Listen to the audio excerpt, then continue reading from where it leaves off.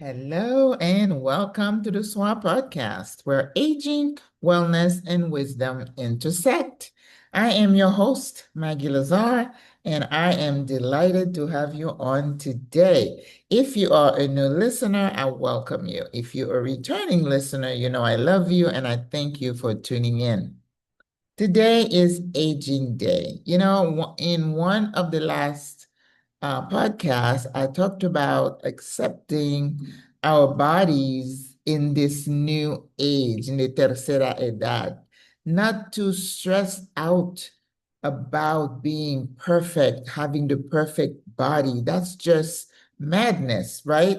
Now, some people are naturally gifted to have everything looking great in their 60s and 70s, and I applaud them. But I know a lot of them work really hard to maintain that perfect body.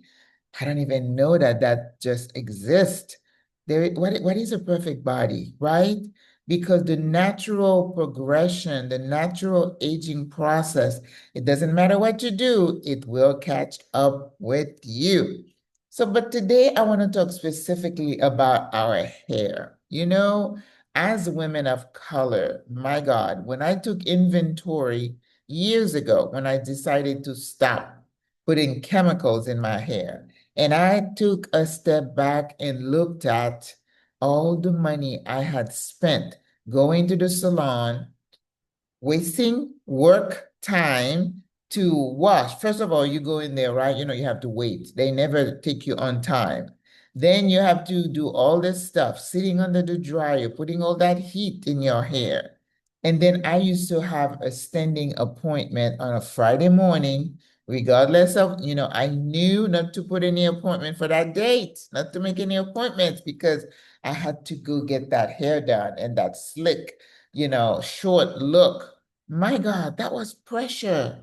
And of course, the pressure didn't come just from ourselves, it was society. You've heard about what they said about the woman who was a meteorologist, because she went natural and everybody went through an uproar. I mean, the stupidity, the small-mindedness of humans is just mind-boggling, right?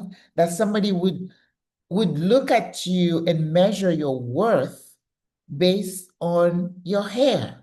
And again, a sister shared with us the origin of the wraps that we put around our hair. Because let me tell you, baby, you want something done, you ask a Black woman to do it and she'll get it done. I mean, I hope I don't offend anybody, but we are resourceful. So you say, oh, they said at the time, oh, those women are just flirty, their hair look too elaborate. We need to have them cover their hair. Well, we went ahead and covered it, but in style, right? Oh my gosh.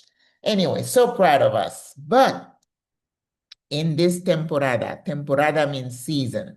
In this season of life, are we continuing to spend money? Listen, I used to go to a hair salon, and that was before, I mean, not before, in the beginning of weaves, which I've never cared for, where they were sewing hair extension into your hair so you could look like you had hair that didn't belong to you, you know that. And I remember it was like maybe 20 or 30 years ago when the woman was done. My hairdresser said 300, and my ears just, I was like, what? You mean somebody's paying you $300 to sew fake hair into her?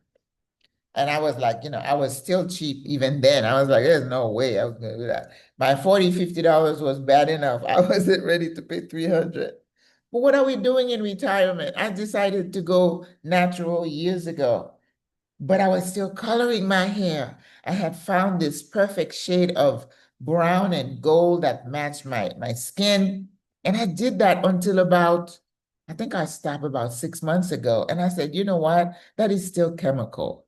It's still not me. My hair is naturally brown. Why don't I just leave it alone now? I do use a little brush for the edges when they're really, especially after you wash your hair, the gray just pops. But some ladies, some sisters look so good with the gray hairs. So think about what you're doing, sis. Going, sitting in that chair, paying somebody hundreds of dollars to make your hair look a certain way. And listen, this is no shade. I am not criticizing you. If that's what you want to do for yourself, sis.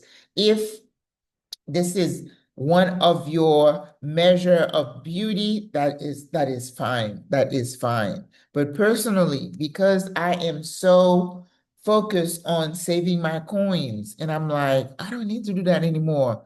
First of all, I'm not trying to please anybody. I am not worried about how I look on camera. I can wrap my hair. I can put my poofs in my hair. I can braid my hair if I want to, but it's not gonna break the bank, sis. Now, with all the braids and fake hairs, you know what they're saying, chemical. Listen.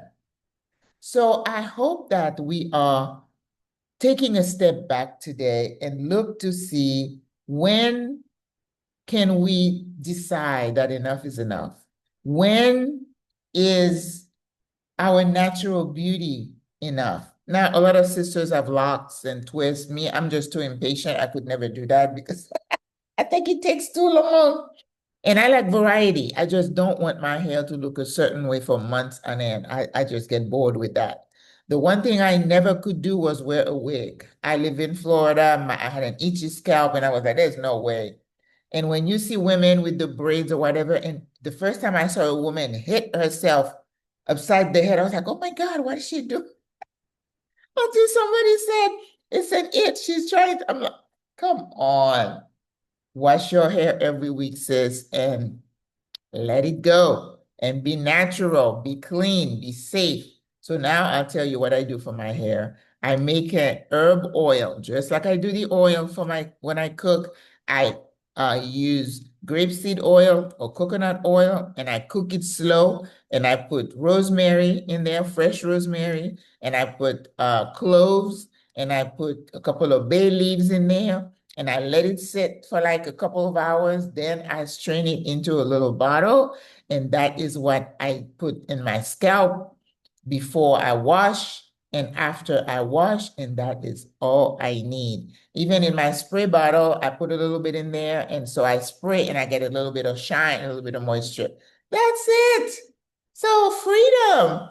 Freedom means that I don't have to abide by the standard of beauty that the world tells me I need to do this, I need to do that. And if you choose to do that, sis, I never would tell you. I'm talking about myself. I have found freedom, and I have saved money by not worried about putting extra stuff in my hair. I just make do with what I have. And to me, that is freedom. Just wanted to chat with you about that, sis. You do you. You know I still love you. You do whatever you do with your body, with your hair. It's your money. You do it. But for me, I have found wisdom in not doing anything like that with my hair. Plus, I don't have to worry about all these products for natural hair. Rosemary oil is the way to go. All right, sis. Listen, I love you. I am not telling you to do anything you don't want to do. I love you being free and making your own decision. God loves you. I love you. Oh my God, this was a long one. All right. Au revoir. I'll see you tomorrow. Bye.